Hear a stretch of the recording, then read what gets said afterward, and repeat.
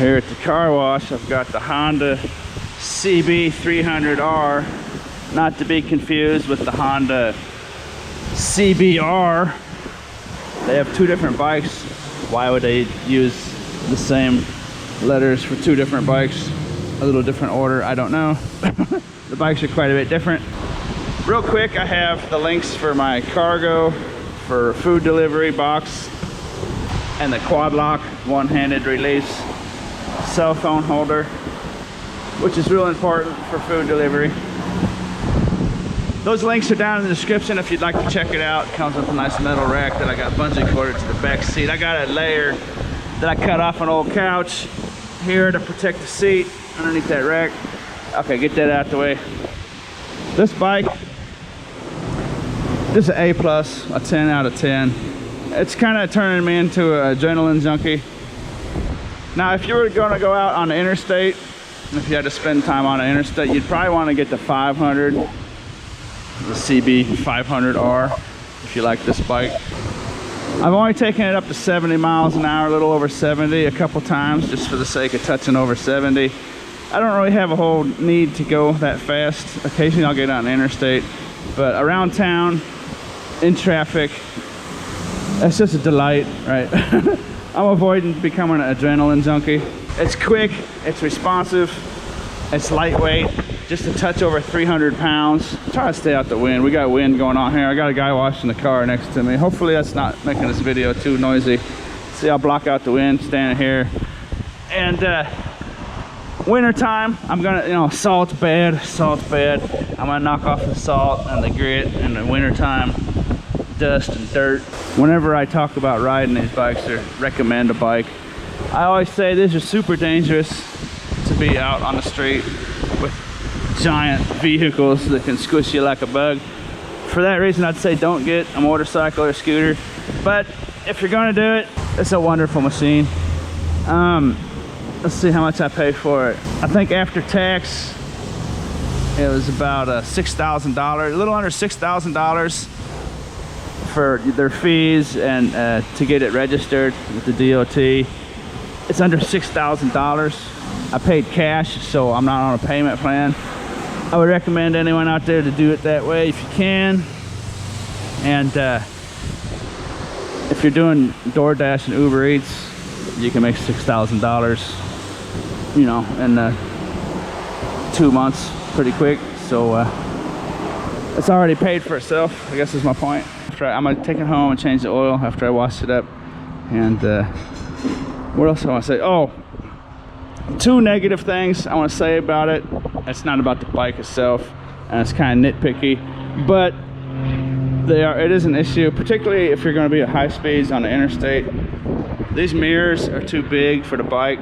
Now you could just buy different mirrors if you wanted. This whole part here shouldn't be on the bike. This mirror, everything on top of my hand is where the mirror should be. That's unneeded. Because you can't see past your arm anyway, right? If you look at this part of the mirror, you're just looking at your chest and your shoulder anyways. And it's too close to the handle. See that? See that right there? And if you drive motorcycles, any kind of bumping, it makes the handlebars move. It's super dangerous. At slow speeds, it's not that big of a deal, but at high speeds, you gotta be real careful not to hit that. That's not the mirror you want on a motorcycle. That part should just be gone. The mirror should be up here. Too close. It's too close to. Can't go around bumping your hands. Okay. You can easily fix that. Just get different mirrors. I just stay conscious of it. I'm real used to riding, so I stay conscious of it. But a couple times I've bumped that, particularly in the winter if you're wearing bulky gloves. I have bumped that, and it's not a good feeling. And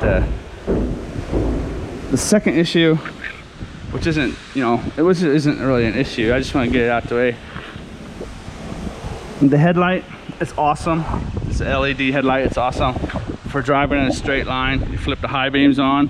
That's just wonderful.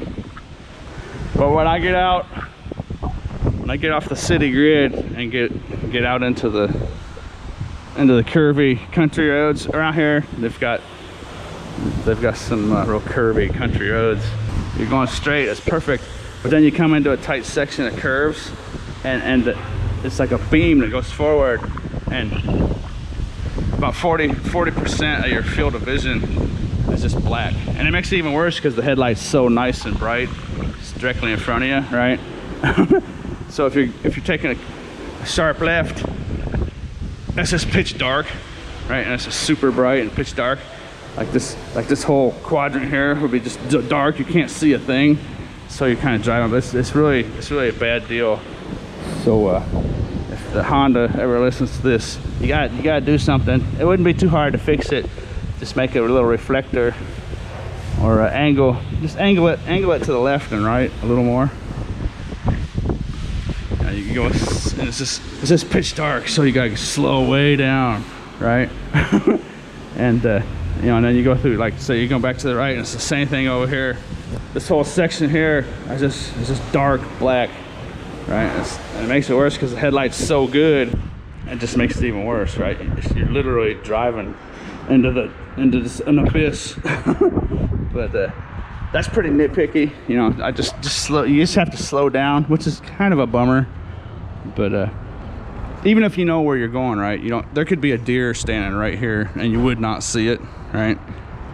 Now I'm not talking about in straight lines. I'm talking about when you get into these roads, right?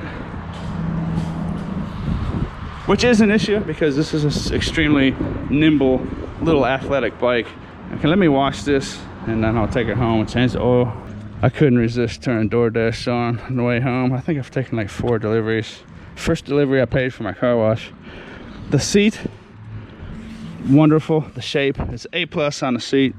You may hear people say it's too hard, but that's just your initial thoughts. When I saw this, I knew it was just, I could just tell by looking at it, they knew what they're doing. It's kind of contoured down. The shape of it is extremely important. If you look at the Honda Rebels, they have that kind of cruiser type, I don't know what you call it, but that shape of seat. And it might feel hard at first, but your butt will get used to it. I think buying it new helps a lot because, you know, your butt's unique to you, so it probably breaks into your butt and just gets better and better and better. Having the box up there takes away from the look. It's basically a cafe racer. They call it naked design. It doesn't have all the plastic fairing, which I don't really like. There's a Honda CBR right down here, which I was talking about. I'm gonna drive by that and have a look at it. All right, the CB300R. I think the one down here is a CBR 500. Why, like I said earlier, I don't know why they confuse it, but I'll show you the difference. And cafe racer style, baby, modern day cafe racer.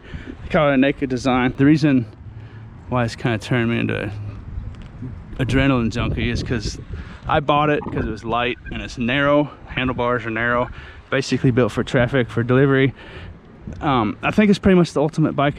I'd like to have it electric. I'd like to have an electric bike, but I think for delivery in cities, I don't think you're going to do a whole lot better in this bike here. I didn't mean to put it down earlier when I said you'd want a bigger bike for the interstate. You know, I go to 70. It has distributed power. Now mechanically, I don't really understand what that means, but as a driver, I can feel it. At 70 miles an hour on the interstate, if I full throttle, it wants to pull away from me, right? I have the sensation of I'm holding on to the handlebars because it's pulling away from me. I didn't want to put it down. It gets along fine on the interstate. I didn't mean to say that wrong. I just don't want to drive 70 miles an hour is a little over 7,000 RPM.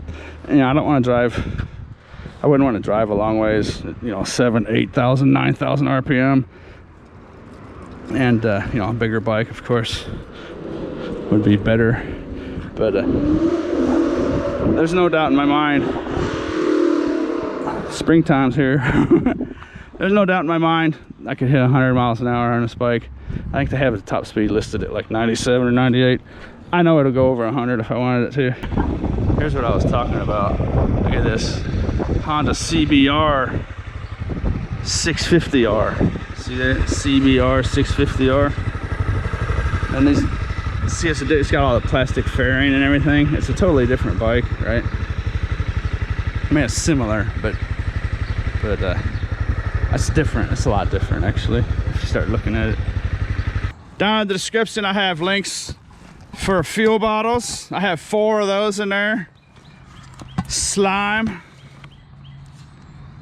puncture sealant, Honda chain lube,